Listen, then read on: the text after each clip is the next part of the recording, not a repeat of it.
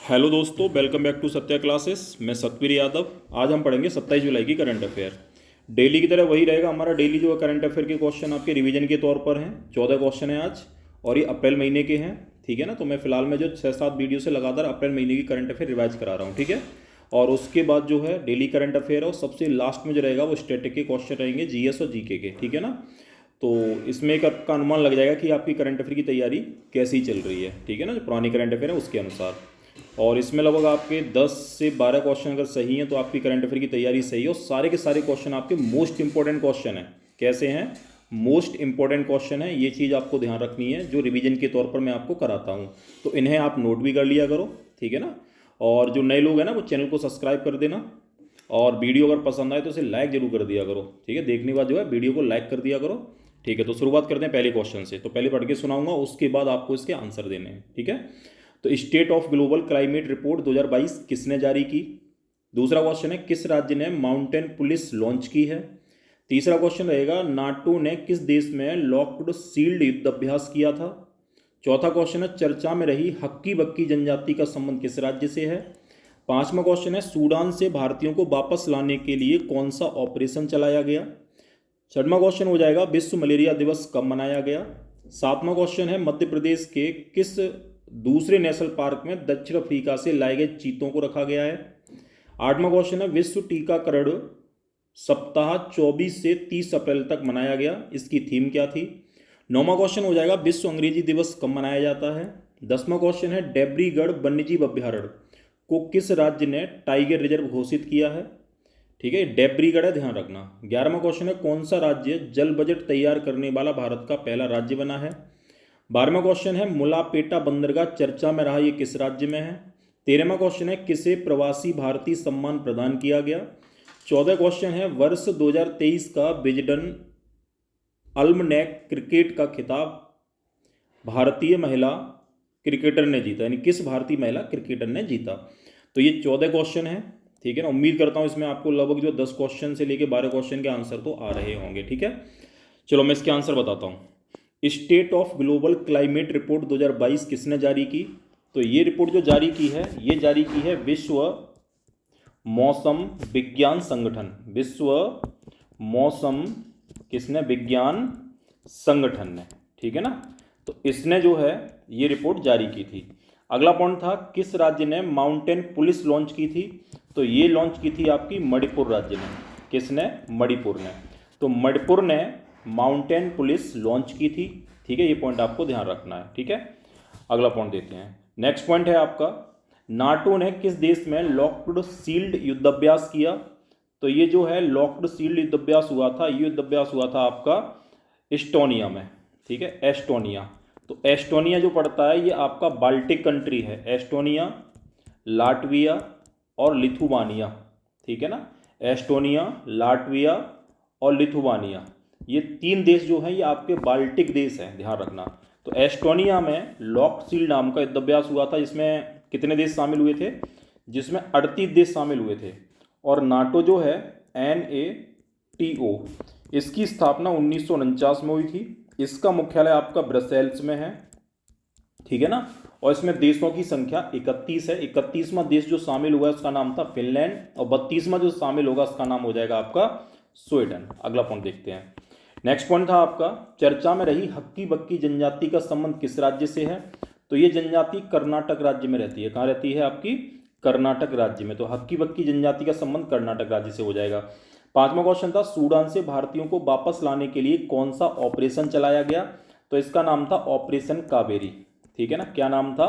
Operation Kaveri. तो operation Kaveri के तहत सूडान से भारतीयों को सुरक्षित भारत लाया गया था। उसके अलावा यूक्रेन से भारतीयों को जो वापस लाया गया था उसके लिए एक ऑपरेशन चलाया गया था, ऑपरेशन गंगा। ध्यान रखना, ऑपरेशन गंगा किसके लिए था? यूक्रेन से भारतीयों को वापस लाने के लिए। और एक ऑपरेशन देवी शक्ति भी चलाया गया था, जो अफगानिस्तान में जो भारतीय थे उनको वापस लाने के लिए कौन सा था? देवी शक्ति ऑपरेशन चलाया गया था। ठीक है। ये पॉइंट ध्यान रखना है। उसके अलावा एक ऑपरेशन मैत्री भी चलाया गया था, और ये ऑपरेशन मैत्री चलाया गया था तुर्की और सीरिया में। कहाँ पर? तुर्की और सीरिया में जो भूकंप आया था, तो भूकंप में राहत बचाव कार्य के लिए भारत ने कौन सा ऑपरेशन चलाया था? ऑपरेशन मैत्री चलाया था। तो हाल फिलहाल की ऑपरेशन ध्यान रखना, ठीक है। अगला क्वेश्चन है विश्व मलेरिया दिवस कब मनाया जाता है? तो ये मनाया जाता है आपका 25 अप्रैल। तो विश्व मलेरिया दिवस आपका 25 अप्रैल को मनाया जाता है, WHO के द्वारा इसे मनाया जाता है। और WHO की स्थापना कब हुई थी? 1948 में हुई थी। मुख्यालय कहाँ पर है इसका? जेनेवा है, ठीक है ना। मुख्यालय कहाँ है इसका? जेनेवा है। तो ये पॉइंट ध्यान रखना है। और मलेरिया जो होता है ये प्लाज्मोडियम, ठीक है, प्लाज्मोडियम। तो प्लाज्मोडियम नाम का जो एक परजीवी होता है प्रोटोजोआ, उससे मलेरिया रोग होता है। और ये प्लाज्मोडियम परजीवी किसके लार्वा में पाया जाता है? तो ये पाया जाता है मादा एनाफिलिज। तो मादा एनाफिलिज मच्छर के शरीर में जो है प्लाज्मोडियम नाम का परजीवी पाया जाता है, जिससे कौन सा रोग होता है? मलेरिया। और मलेरिया में जो है आरबीसी की कमी हो जाती है, यानी लाल रक्त कणिकाएं जो है वो कम हो जाती हैं किसमें? मलेरिया रोग में। तो इसमें तेज बुखार आता है, ठीक है। और इसमें आपका कुनैन जो है दवा उसका प्रयोग किया जाता है। तो इतने पॉइंट आपको ध्यान रखने हैं। अगला क्वेश्चन है मध्य प्रदेश के किस दूसरे नेशनल पार्क में दक्षिण अफ्रीका से लाए गए चीते रखे जाएंगे?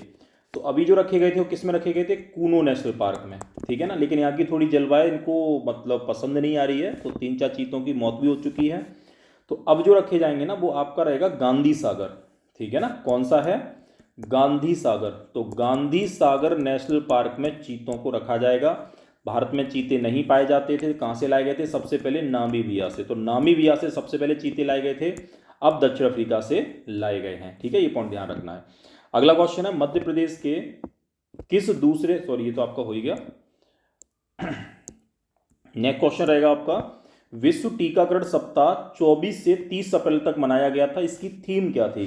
तो इसकी थीम थी the big catch up, the big catch up. तो ये इसकी थीम हो जाएगी विश्व टीकाकरण सप्ताह जो मनाया गया था 24 से 30 अप्रैल तक।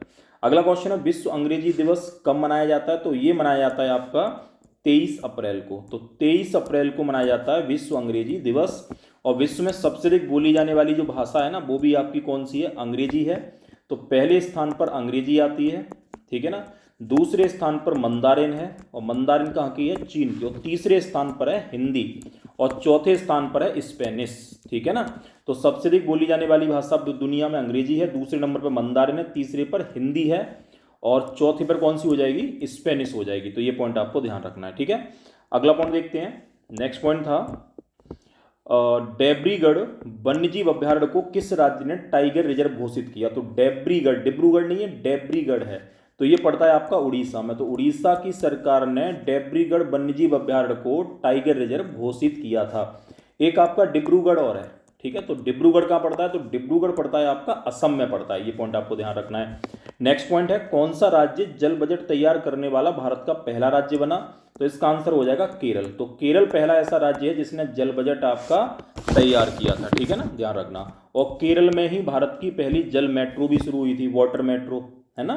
और केरल में ही भारत की पहली जो सौर ऊर्जा से चलने वाली ट्रेन भी चलाई गई। और सोलर नाव भी कहाँ चली थी आपकी? वो भी केरल में ही चलाई गई थी, ठीक है। तो ये पॉइंट भी ध्यान रखना है। और केरल जो है भारत का पहला डिजिटल राज्य है, 100% डिजिटल राज्य कौन सा हो जाएगा? केरल हो जाएगा। संविधान साक्षर राज्य कौन सा है? वो भी आपका केरल ही रहेगा।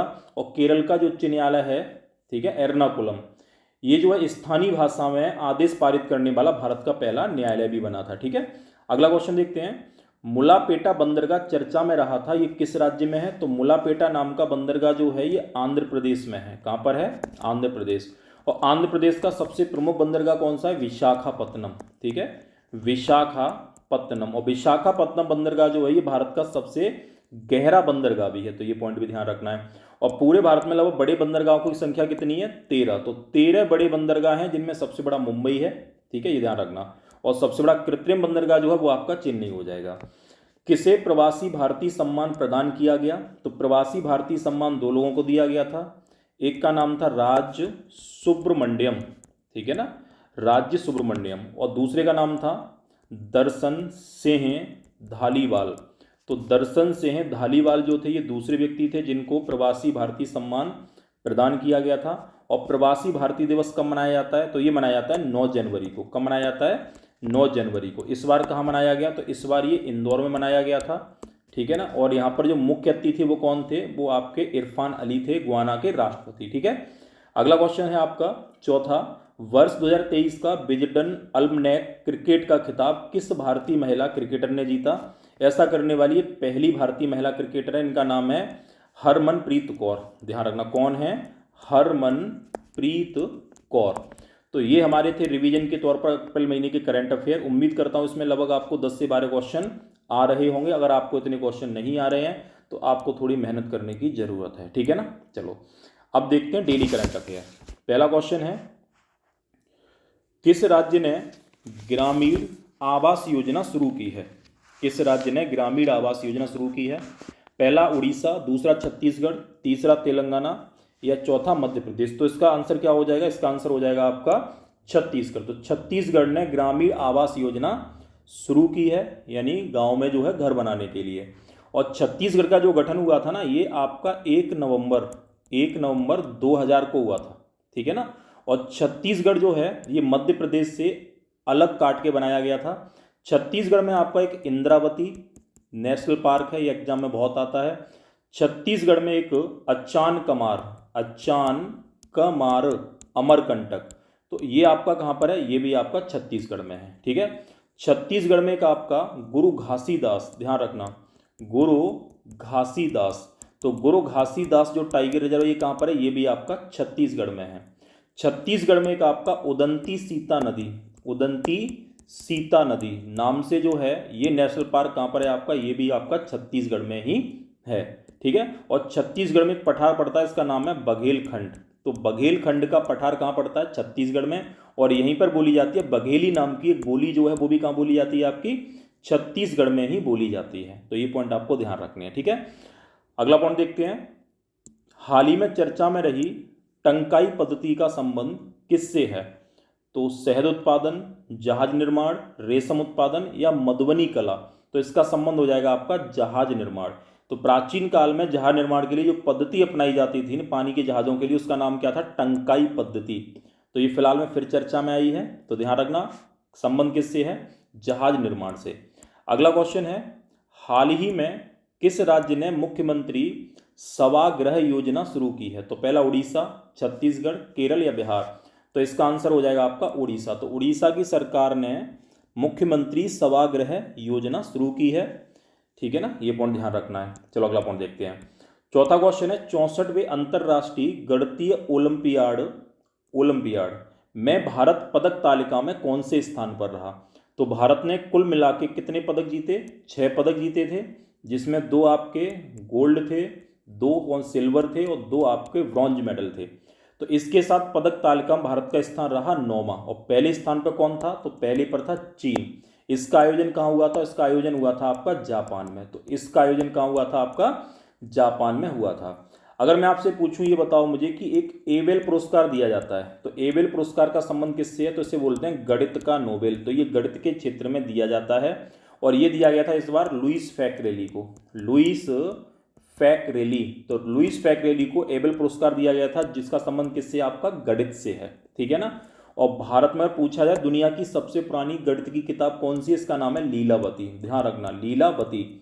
तो लीलावती नाम की जो किताब है ये गणित की किताब है, ये लिखी थी भास्कराचार्य ने, भास्कराचार्य। तो भास्कराचार्य की बेटी का नाम था लीलावती, तो उन्हीं के नाम पर ये किताब लिख दी गई थी, जो दुनिया की पहली गणित की किताब है। और ये संस्कृत भाषा में लिखी गई थी। ये भी ध्यान रखना, क्वेश्चन आता है कि ये किस भाषा में लिखी गई थी? संस्कृत भाषा में लिखी गई थी, ठीक है ना। और इसका फारसी में अनुवाद किसने किया था? लीलावती का फारसी में अनुवाद किया था शेख फैजी ने, ठीक है।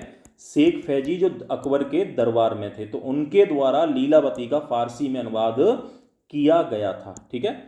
अगला क्वेश्चन देखते हैं, मिनीमाटा कन्वेंशन ऑफ मरकरी यानी COP5 2023 सम्मेलन कहाँ होगा? तो पहला स्विट्जरलैंड है, दूसरा जापान है, तीसरा जर्मनी है, चौथा भारत है। तो इसका आयोजन आपका स्विट्जरलैंड में होगा। तो इसमें क्या होगा कि इसमें मतलब देशों में आपस में जो है सहमति बनेगी कि जो आप मरकरी जो है इसका कम से कम उपयोग किया जाए, ठीक है। क्योंकि जापान में एक शहर था मिनीमाटा, तो वहां पर क्या हुआ था, समुद्र में पारे का रिसाव हो गया और उस पारे को खा लिया मछलियों ने, और उन मछलियों को खा लिया किसने? इंसान ने। तो इंसान के अंदर जो रोग हुआ था इसको नाम क्या दिया गया था? मिनीमाटा रोग। तो एक क्वेश्चन आता है, पारे के प्रदूषण के कारण कौन सा रोग होता है? वो होता है आपका मिनीमाटा रोग होता है। और मरकरी यानी पारा जो है इसका मुख्य अयस्क क्या है, इसका मुख्य अयस्क है सिनेवार। तो सिनेवार इसका अयस्क है। पारे को क्विक सिल्वर भी कहते हैं, क्या बोलते हैं, क्विक सिल्वर। तो ये भी क्वेश्चन आ जाता है कि क्विक सिल्वर किसे कहते हैं, तो पारे को क्विक सिल्वर कहा जाता है, ठीक है ना। एक पॉइंट और ध्यान रखना, पारा जो होता है -39 डिग्री सेल्सियस पर क्या करता है, जम जाता है। तो -39 डिग्री सेल्सियस पर पारा क्या आता है, जम जाता है। और जो बैरोमीटर में उपयोग किया जाता है वो किसका किया जाता है, वो आपका पारा यानी मरकरी का उपयोग किया जाता है, ठीक है। तो ये पॉइंट आपको ध्यान रखने हैं। अगला पॉइंट देखते हैं। और हाँ ध्यान रखना, एक आपका कोप 28 होगा 2023 में। तो कोप 28 2023 में कहाँ होगा, तो ये होगा आपका दुबई में, ठीक है। इसका संबंध है आपका जलवायु परिवर्तन से, किसका, COP कोप 28 का। इससे पहले कोप 27 का हुआ था, तो ये मिस्र में हुआ था, तो ये पॉइंट ध्यान रखना है। उसके अलावा एक मरुस्थलीकरण से संबंधित है कोप 16, तो ये कहाँ होगा, तो ये होगा आपका सऊदी अरब में। तो कोप 16 कहाँ होगा, सऊदी अरब में होगा, जिसका संबंध मरुस्थलीकरण से संबंधित है, ठीक है। तो ये पॉइंट आपको ध्यान रखने हैं।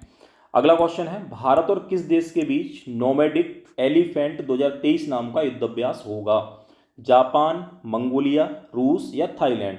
तो इसका सही आंसर हो जाएगा आपका मंगोलिया के साथ भारत जो है नोमैडिक एलिफेंट नाम का युद्धाभ्यास करता है। तो ये ध्यान रखना, मंगोलिया में एक मरुस्थल है, इसका नाम है गोबी मरुस्थल, और ये आपका शीत मरुस्थल है यानी ठंडा मरुस्थल है।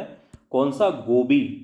तो गोबी मरुस्थल कहाँ पड़ता है, मंगोलिया में पड़ता है और चीन में पड़ता है, दोनों में पड़ता है। और एशिया का ये सबसे बड़ा मरुस्थल भी है, कौन सा, गोबी मरुस्थल, ठीक है ना। और मंगोलिया का एक शासक था जिसका नाम था चंगेज खां। कहाँ का था, मंगोलिया का था, मंगोल शासक था। और चंगेज खां ने जब भारत पर आक्रमण किया था उस समय भारत में शासक कौन था, उसका नाम था इल्तुतमिश। तो इल्तुतमिश ने अपनी सूझबूझ से चंगेज खां के आक्रमण को भारत पर टाल दिया था, ठीक है। तो ये पॉइंट आपको ध्यान रखना है। और जो बाबर था ना, बाबर, तो बाबर जो था ये चंगेज खां और एक आपका था तैमूरलंग, दोनों के वंशज था। यानी चंगेज खां जो था इसके वंशज की माँ थी और तैमूर के वंशज के पिता थे, किसके, बाबर के। चलो अगला पॉइंट देखते हैं। हाल ही में सिलाल दिन ज्वालामुखी फटा, ये कहाँ स्थित है, तो रूस में, अलास्का में, इटली में, पेरू में। तो इसका आंसर हो जाएगा आपका अलास्का में। तो अलास्का में सिलाल दिन नाम का ज्वालामुखी फटा था, तो ये ध्यान रखना है। अलास्का में सबसे ऊंची जो चोटी है उसका नाम है माउंट मैकिल्ले। माउंट मैकिल्ले जो है ये चोटी आपकी अलास्का में है। और अलास्का जो है ये पहले रूस का हिस्सा था, इसे अमेरिका ने रूस से खरीदा था। और अलास्का रूस के बीच में एक जल संधि है, इसका नाम है बेरिंग जल संधि। कौन सी जल संधि, बेरिंग जल संधि, जो बेरिंग सागर और चुक्सी सागर को जोड़ती है। और इसी बेरिंग जल संधि से 180 डिग्री देशांतर रेखा गुजरती है, इसे बोलते हैं अंतरराष्ट्रीय तिथि रेखा कहा जाता है। तो ये पॉइंट भी आपको ध्यान रखना है, ठीक है। अभी फिलहाल में कुछ दिन पहले एक ज्वालामुखी फटा था मेरापी, ठीक है ना, जो कहाँ पर था, इंडोनेशिया में। एक का नाम था सुमेरु, तो ये कहाँ पड़ा था, ये भी आपका इंडोनेशिया में था, ठीक है। उसके अलावा एक फटा था आपका ज्वालामुखी, इसका नाम था माउंट एटना। तो माउंट एटना नाम का ज्वालामुखी कहाँ फटा था, तो ये इटली में फटा था। तो कई आपके ज्वालामुखी फटे थे, ठीक है ना। और दुनिया में सबसे ऊंचा ज्वालामुखी कौन सा है, तो वो हो जाएगा एकांगुआ। सबसे ऊंचा सक्रिय ज्वालामुखी कौन सा है, वो है आपका अर्जेंटीना में स्थित है ओजस डेल सलेडो, ठीक है ना, ओजस डेल सलेडो। तो ये जो है सबसे ऊंचा सक्रिय ज्वालामुखी है, ठीक है। तो ये पॉइंट आपको ध्यान रखना है। चलो, तो ये तो होगी आपकी करंट अफेयर डेली। अब देखते हैं इसमें स्टैटिक के पॉइंट, काफ़ी इंपॉर्टेंट है, बहुत सिंपल है, थोड़ा आपका मॉडरेट सिंपल दोनों प्रकार के हैं, टफ इसमें कोई क्वेश्चन नहीं है, ठीक है। चलो शुरुआत करते हैं पहले क्वेश्चन से। रे नाम की खेती किस देश में होती है। दूसरा क्वेश्चन है, भारत के किस राज्य को नदियों का मायका कहा जाता है। तीसरा क्वेश्चन है, भारत में जनहित याचिका कौन से मुख्य न्यायाधीश के समय लाई गई थी। चौथा क्वेश्चन हो जाएगा, भारत के किस राज्य में 2011 के अनुसार जनसंख्या वृद्धि दर ऋणात्मक रही थी, यानी माइनस में रही थी। भारत के किस राज्य में, यानी पांचवा क्वेश्चन है, भारत के किस राज्य में ग्रामीण जनसंख्या प्रतिशत सबसे अधिक है। छठवां क्वेश्चन है, भारत की पहली जनगणना कब शुरू की गई थी। सातवां क्वेश्चन है, 15वीं जनगणना के आयुक्त कौन थे। आठवां क्वेश्चन हो जाएगा, भारत में पौध नाम की खेती किस राज्य में की जाती है। नौवां क्वेश्चन हो जाएगा, पश्चिमी घाट में झूम खेती को क्या कहा जाता है। पश्चिमी घाट में झूम खेती को क्या कहा जाता है। 10वां क्वेश्चन है, अंतरराष्ट्रीय आलू शोध संस्थान कहाँ स्थित है। 11वां क्वेश्चन है, अंतरराष्ट्रीय गेहूं और मक्का शोध संस्थान कहाँ स्थित है। 12वां क्वेश्चन है, भारत भारत में बूदन की पहाड़ियाँ, ठीक है, भारत है तो भारत में बूदन की पहाड़ियाँ किस राज्य में स्थित हैं। 13वां क्वेश्चन हो जाएगा, भारत में आलू, टमाटर और तंबाकू की खेती किसके द्वारा शुरू की गई थी। 14वां क्वेश्चन हो जाएगा, दुनिया में मूंगा रेशम किस देश में उत्पादित होता है। केवल एकमात्र देश है इसमें मूंगा रेशम का उत्पादन होता है। 15वां क्वेश्चन है, भारत में हरित क्रांति का जनक किसे कहा जाता है भारत में, ठीक है, विश्व में भी बता देना। कुल मिला के 15 क्वेश्चन है और उम्मीद करता हूं इसमें कम से कम आपको 12 क्वेश्चन के आंसर आ रहे होंगे, ठीक है। अगर इतने नहीं आ रहे तो मान लो आपको मेहनत करने की बहुत ज़रूरत है, ठीक है, और बिना मेहनत के कुछ होता नहीं है, ठीक है ना। वो तो आपको मेहनत करनी पड़ेगी, किस्मत बाद की चीज़ है, लेकिन मेहनत पहले हो जाएगा, ठीक है। किस्मत भी होती है, ऐसा नहीं किस्मत नहीं होती है, ठीक है, लेकिन मेहनत सबसे पहले होती है, ठीक है। चलो तो देखते हैं पहला क्वेश्चन, आंसर बताता हूँ। रे नाम की जो खेती है ना, ये वियतनाम में होती है, ठीक है, वियतनाम। तो वियतनाम में कौन सी होती है, रे नाम की खेती होती है। एक आपकी रोका और है, ये भी एग्जाम में बहुत आती है कि रोका नाम की खेती कहाँ होती है, तो ये ब्राजील में होती है। तो रोका नाम की खेती कहाँ होती है, ब्राजील में होती है। उसके अलावा एक खेती है, इसका नाम है लदांग। तो लदांग नाम की खेती कहाँ होती है, ये होती है मलेशिया में। और एक आती है तुंग्या। तो तुंग्या नाम की जो खेती है ना, ये होती है आपकी म्यांमार में। तो कुछ खेतियां आपके एग्जाम में पूछी जाती हैं, ठीक है। अगला पॉइंट है, भारत के किस राज्य को नदियों का मायका कहा जाता है। नदियों का मायका यानी बहुत सारी नदियां तो नदियों का मायका बोल देते हैं। तो ये है आपका मध्य प्रदेश। तो मध्य प्रदेश में छोटी बड़ी लगभग 200 से ज़्यादा नदियां हैं। इसके कारण मध्य प्रदेश को नदियों का मायका कहा जाता है। मध्य प्रदेश की सबसे लंबी नदी कौन सी है, नर्मदा है, जो कहाँ से निकलती है, अमरकंटक से निकलती है। अमरकंटक किन पहाड़ियों में है, तो अमरकंटक आपका जो है मैकाल की पहाड़ियों में है। और मैकाल की पहाड़ियाँ किसका हिस्सा है, तो मैकाल की पहाड़ियाँ जो है वो सतपुड़ा पर्वत का हिस्सा है, ठीक है ना। तो ये ध्यान रखना है। तो नर्मदा नदी को मध्य प्रदेश की गंगा भी कहा जाता है। और नर्मदा नदी जो है भ्रंश घाटी का निर्माण भी करती है, रिफ्ट वैली का, ठीक है। तो भारत में सबसे बड़ी रिफ्ट वैली कौन सी नदी बनाती है, नर्मदा बनाती है। और नर्मदा नदी अपने मुहाने पर सबसे बड़ा ज्वार नदमुख भी बनाती है, यानी एस्चुरी का निर्माण भी करती है। सबसे बड़ी एस्चुरी या ज्वार नदमुख कौन सी नदी बनाती है, नर्मदा। नदियां तो अपने मुहाने पर डेल्टा बनाती हैं या एस्चुरी बनाती हैं। तो बंगाल की खाड़ी में जो नदी गिरेगी वो डेल्टा बनाएगी, अरब सागर में जो नदी गिरेगी वो क्या बनाएगी, ज्वार नदमुख या एस्चुरी बनाएगी, ठीक है। तो ये पॉइंट ध्यान रखना है। अगला क्वेश्चन देखते हैं, भारत में जनहित याचिका कौन से मुख्य न्यायाधीश के समय लाई गई थी। तो उस समय जो मुख्य न्यायाधीश थे इनका नाम था पीएन भगवती। ये क्वेश्चन कई बार आया, ध्यान रखना। तो पीएन भगवती के समय लगभग आपका 1980 के समय, ठीक है, जनहित याचिका लाई गई थी। और जनहित याचिका जो है ये यूएसए के संविधान से ली गई है। और जनहित याचिका को कोई भी व्यक्ति या कोई भी संस्था जो है डाल सकता है। अगला पॉइंट है, भारत के किस राज्य में 2011 के अनुसार जनसंख्या वृद्धि दर ऋणात्मक रही थी। तो इसका आंसर हो जाएगा आपका नागालैंड, ठीक है ना। तो नागालैंड में जो था जनसंख्या 0.33 माइनस, यानी माइनस में 0.33 घटी थी, न कि बढ़ी थी, ठीक है। और सबसे अधिक जनसंख्या वृद्धि दर जो रही थी वो कहाँ रही थी, वो मेघालय में रही थी, ध्यान रखना, ठीक है, 2011 की जनगणना के अनुसार, ठीक है ना। और नागालैंड जो है, ध्यान रखना, नागालैंड, इसका जो गठन हुआ था ये 1963 में हुआ था। 1963 में नागालैंड बना था, ठीक है, ये पॉइंट ध्यान रखना है। और नागालैंड में एक नेशनल पार्क बहुत आता है, इटांकी। तो इटांकी नेशनल पार्क कहाँ पर है, नागालैंड में है, ये भी पॉइंट ध्यान रखना है। और नागालैंड में एक फेस्टिवल भी बहुत एग्जाम में पूछा जाता है, इसका नाम है हॉर्नबिल। तो हॉर्नबिल नाम का जो फेस्टिवल है ना, ये नागालैंड में मनाया जाता है, ठीक है। तो ये पॉइंट आपको नागालैंड से ध्यान रखने हैं। अगला पॉइंट है आपका, भारत के किस राज्य में ग्रामीण जनसंख्या प्रतिशत सबसे अधिक है। तो सबसे अधिक जो ग्रामीण जनसंख्या प्रतिशत है ना, वो आपका हिमाचल प्रदेश में है। तो हिमाचल प्रदेश में सबसे ज़्यादा ग्रामीण जनसंख्या का प्रतिशत है। और सबसे ज़्यादा शहरी जनसंख्या का प्रतिशत जो हो जाएगा वो गोवा राज्य में हो जाएगा, ठीक है, 60% के आसपास। लेकिन सबसे अधिक ग्रामीण जनसंख्या कहाँ निवास करती है, तो ये करती है उत्तर प्रदेश में। और सबसे अधिक शहरी जनसंख्या कहाँ निवास करती है, तो ये करती है महाराष्ट्र में। चारों क्वेश्चन अलग अलग हैं।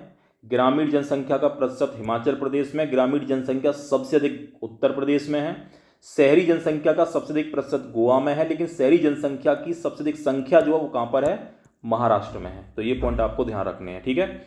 अगला क्वेश्चन है, भारत की पहली जनगणना कब शुरू हुई थी। तो भारत की पहली जनगणना जो हुई थी आपकी 1872 में शुरू हुई थी। तो 1872 में आपकी पहली जनगणना कराई गई थी, सॉरी संपन्न हुई थी। 1871 में शुरू हुई थी, किसके समय, लॉर्ड मेयो के समय। तो लॉर्ड मेयो के समय जो थी आपकी पहली जनगणना शुरू हुई थी, ठीक है ना। और दूसरी जो जनगणना थी, मतलब भारत की नियमित जनगणना, तो नियमित जनगणना शुरू हुई थी आपकी 1881 में। किसके समय?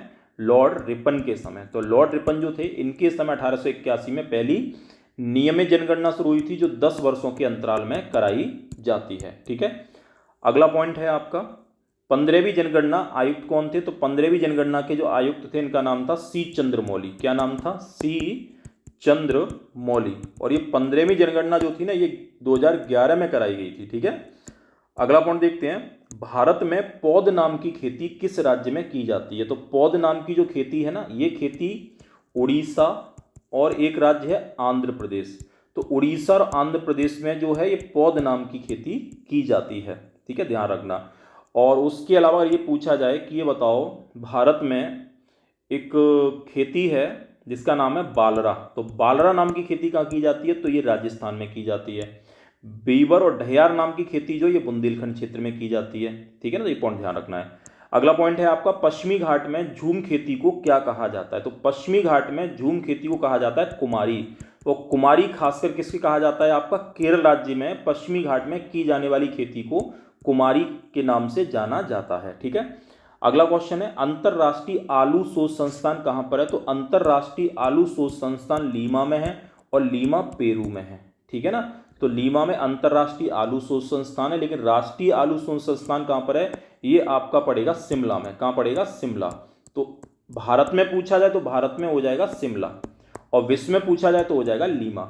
अगला पॉइंट है आपका, अंतरराष्ट्रीय गेहूं और मक्का शोध संस्थान कहां स्थित है? तो ये आपके कहां स्थित है? मैक्सिको। तो मैक्सिको में आपका अंतरराष्ट्रीय गेहूं और मक्का शोध संस्थान स्थित है। ठीक है, अगला पॉइंट है, भारत में बूदन की पहाड़ियां किस राज्य में है? तो भारत में बूदन की पहाड़ियां जो है ये कर्नाटक में है, और ये पहाड़ियां कॉफी के लिए प्रसिद्ध हैं। कौन सी? बूदन।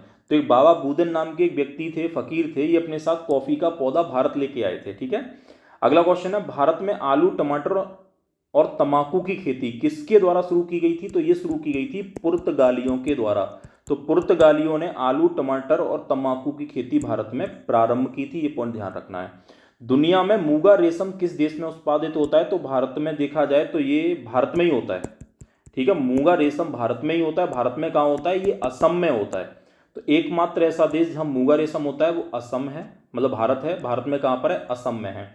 लेकिन भारत में सबसे अधिक जो रेशम होता है वो कौन सा होता है? वो होता है आपका सहतूत रेशम। सहतूत रेशम, और सहतूत रेशम जो होता है ये कहाँ होता है? ये सबसे अधिक होता है आपका कर्नाटक में। ठीक है, लास्ट क्वेश्चन है, भारत में हरित क्रांति का जनक किसे कहा जाता है? बहुत सिंपल है। तो भारत में हरित क्रांति की शुरुआत 1966-67 में हुई थी, और इसके जनक थे एम.एस. स्वामीनाथन। एम.एस. स्वामीनाथन। तो एम.एस. स्वामीनाथन के द्वारा जो था हरित क्रांति की शुरुआत की गई थी, और इसमें जो गेहूं का पौधा जो प्रयोग किया गया था उसका नाम था मैक्सिकन गेहूं।